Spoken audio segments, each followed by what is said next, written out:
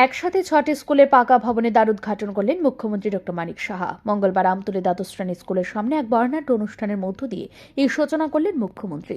উপস্থিত ছিলেন বিধানসভার উপাধ্যক্ষ রামপ্রসাদ পাল সহ শিক্ষা দপ্তরের সচিব এবং অধিকর্তা। এই অনুষ্ঠানে বক্তব্য রাখতে গিয়ে মুখ্যমন্ত্রী ডক্টর মানিক সাহা বলেন, রাজ্য সরকার এই রাজ্যের ছেলেমেয়েদের গুণগত শিক্ষা প্রদানের লক্ষ্যে কাজ করে চলেছে। শুধুমাত্র কথাই বলে না, সরকার কাজ করছে, তার প্রমাণ পাচ্ছেন রাজ্যের ছাত্রছাত্রীরা। তিনি তথ্য দিয়ে বলেন, রাজ্যের স্কুলগুলিতে 100% অটোমেটিভ মনিটরিং সিস্টেম চালু করা হয়েছে।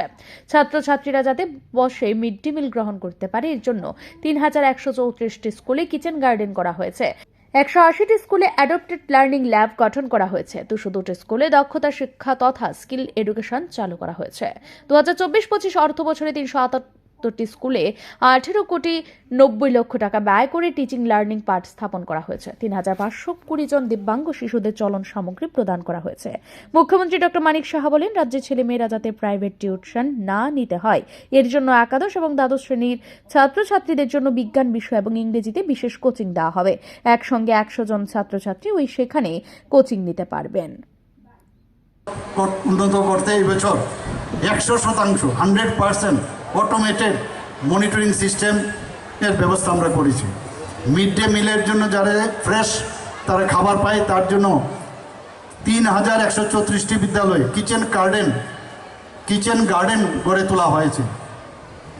2024 অর্থ বছরে সমগ্র শিক্ষা ও পিএমশ্রী প্রকল্পের অধীনে 181টি বিদ্যালয়ে তথ্য ও যোগাযোগ প্রযুক্তি ICT, 95 বিদ্যালয়ে স্মার্ট ক্লাস, 140টি বিদ্যালয়ে টিঙ্কারিং ল্যাব, 180টি বিদ্যালয়ে পার্সোনাল অ্যাডাপটিভ লার্নিং ল্যাব এবং 102টি বিদ্যালয়ে দক্ষতা শিক্ষা এবং স্কিল এডুকেশন চালু করা হয়েছে। আমরা 3,520 জন দিব্যাঙ্গ শিশুকে তাদের চাহিদা অনুযায়ী তাদের যেসব সামগ্রী অন্যান্য সুবিধা তাদের চলন ক্ষেত্রে সহায়ক, সেই সুবিধা আমরা দেওয়ার ব্যবস্থা করেছি।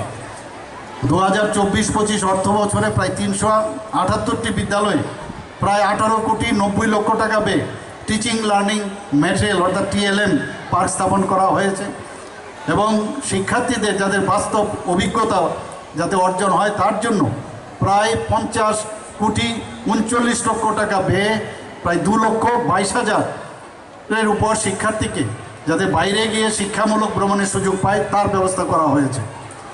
4,163টি বিদ্যালয়ে 4,24,00,000 টাকা মূল্যের বই লাইব্রেরিতে সরবরাহ করা হয়েছে। ইউথ অ্যান্ড ইকো ক্লাব গঠন করা হয়েছে, তাতে করে প্রায় 52,50,00,000 টাকা খরচ করা হয়েছে। 999টি বিদ্যালয়ে 4,99,00,000 টাকা ব্যয়ে সায়েন্স ও ম্যাথ ক্লাব গঠন করা হয়েছে। 16টি কস্তুরবা গান্ধী বালিকা বিদ্যালয়ে 9,81,00,000 টাকার উপরে ব্যয় করে ছাত্রী আবাস নির্মাণ করা হয়েছে। নেতাজি সুভাষচন্দ্র আবাসিক বিদ্যালয় প্রকল্পের অধীনে 16টি ছাত্রাবাস, তাতে করে 4,31,00,000 টাকার উপরে ব্যয় করা হয়েছে। 455টি বিদ্যালয়ে 1,31,00,000 টাকার উপরে স্যানিটারি ন্যাপকিন যে ভেন্ডিং মেশিন বা ইনসিনেটার সেটা বসানো হয়েছে। রানী লক্ষ্মীবাই আত্মরক্ষা প্রশিক্ষণে আওতায় 2,058টি বিদ্যালয়ে 1,42,000-এর উপরে ছাত্রীকে 3 মাস ব্যাপী তাদেরকে আত্মরক্ষার বা আত্মবিশ্বাসের যে ট্রেনিং সেটা দেওয়া হয়েছে।